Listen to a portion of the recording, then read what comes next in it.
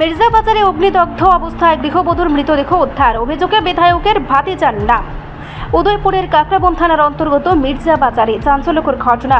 বরোদা ব্যাংকের সামনে অগ্নিদগ্ধ অবস্থায় উদ্ধার হলো এক গৃহবধূর মৃতদেহ। নিহতের নাম অঞ্জলি সরকার। ঘটনাকে ঘিরে এলাকায় চরম উত্তেজনা ছড়িয়েছে।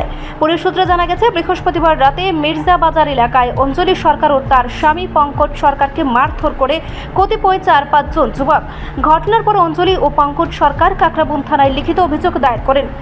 অভিযোগ দায়ের করে বাড়ি ফেরার পথে তাদের গাড়ি চাপা দিয়ে হত্যার চেষ্টা করা হয় বলে দাবি করেন পঙ্কজ সরকার। এরপর স্বামী স্ত্রী বাড়ি ফিরে ঘুমিয়ে পড়েন, কিন্তু শুক্রবার সকালে চাঞ্চল্যকর পরিস্থিতি তৈরি হয়। স্বামী পঙ্কজ সরকার জানান, ঘুম থেকে উঠে জানতে পারেন তার স্ত্রী অঞ্জলি সরকার অগ্নিদগ্ধ অবস্থায় বাজারে পড়ে রয়েছে। পরে স্থানীয়রা তাকে মৃত অবস্থায় উদ্ধার করে। পঙ্কজ সরকারের অভিযোগ, স্থানীয় বিধায়ক জিতেন্দ্র মজুমদারের ভাতিজা মান্না মজুমদার, লিটন দাস সহ আরও কয়েকজন এই ঘটনার সঙ্গে জড়িত। পুলিশ ইতিমধ্যে ঘটনার তদন্ত শুরু করেছে। কে বা কারা এই নারকীয় ঘটনায় জড়িত, সেদিকে এখন নজর স্থানীয় মানুষজনের। কালকে আমরা আগের দিন পুজোর আগের দিন কিছু রেকর্ডিং করছিলাম। রেকর্ডিং বলতে তারা আমার ধরনের ইচ্ছা নিয়ে বহুত একটা হাঙ্গামা ছিল। হাঙ্গামাদের যেটা হচ্ছে মোবাইল, আমার মোবাইলে গাড়ি ভেঙে গেছে।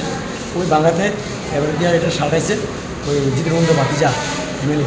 এই এমএলএ জিতেন্দ্র ভাতিজা কী নাম? এই মান্না মজুমদার কইছে আমরা মোবাইল নিয়েছি চুরি করতে একটা বিভিন্ন টিচার বসে ওই পাওয়াতে যাতে চুপচাপ আসবে, চুপচাপ টাকাতে দাম করেছি, সব শেষ তুলে আর কোনো দরকার নেই। আবার বাজারে আবার হারাগান্ডি উঠেছে একটা মহিলার নামে কিস্তি, মানে আবার রোড করছে আমার কাছে কানে হাতে। আপনার স্ত্রীর নামে? আমার স্ত্রীর নামে। কেডা কথা আছে? এটা করছে লিটন দাস। লিটন দাস কি উনি কি? উনি আমার পাসপোর্ট ছবি দিয়ে ব্যাকমেল করছে। আপনার ব্ল্যাকমেল করতেছে? হ্যাঁ, ও হ্যাঁ ব্যাকমেল করতে আপনার ফ্যামিলিরে এবার রিলেশনে গেছে, তারা রিলেশনে চাইছে তাকে ক্লোজ করে দিত। তারা ক্লোজ করতো না, আবার হ্যাঁ ক্লোজ না করতে জানালা নিয়ে গেছে, গাড়িটা বিচারে বলা হয়েছে।